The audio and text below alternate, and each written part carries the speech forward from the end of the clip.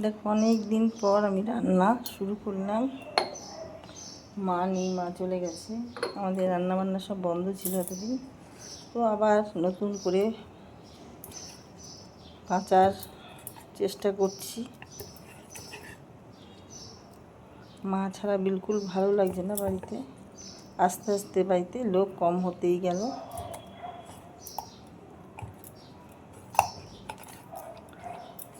নুন হলুদ মাখিয়ে নিলাম, এবার আমি দিয়ে দেবো কড়াই।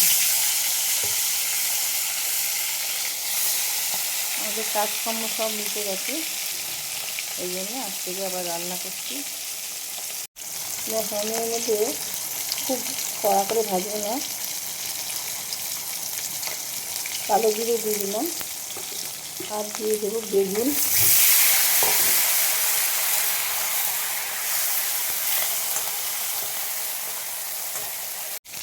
দিয়ে দিলাম কাঁচা লঙ্কা,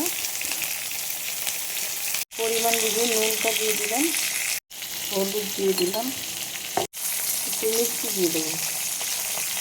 এবার তাকে জল দিয়ে দেবো মধ্যে।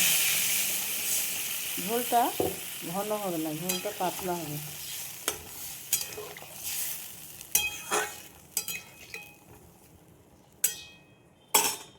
এবার ঢেকে দেবো। দেখো আমি এই কাঁচা লঙ্কাগুলো তুলে নেব, সেদ্ধ হয়ে গেছে।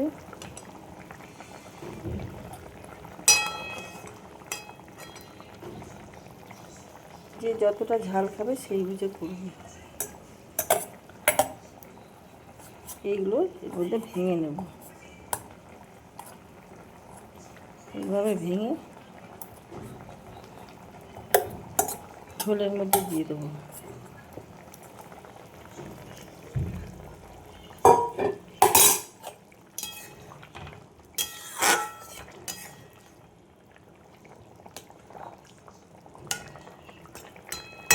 এর মধ্যে আমি একটা টমেটো দিয়ে দিলাম।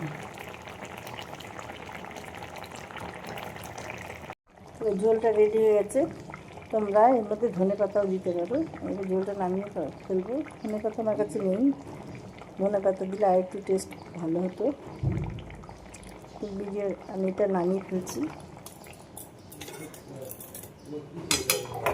দেখো মাছের ঝোলটা হয়ে গেছে রেডি। তোমাদের কার কীরকম লাগলো লাইক শেয়ার কমেন্ট করে আমার সাথে থেকো।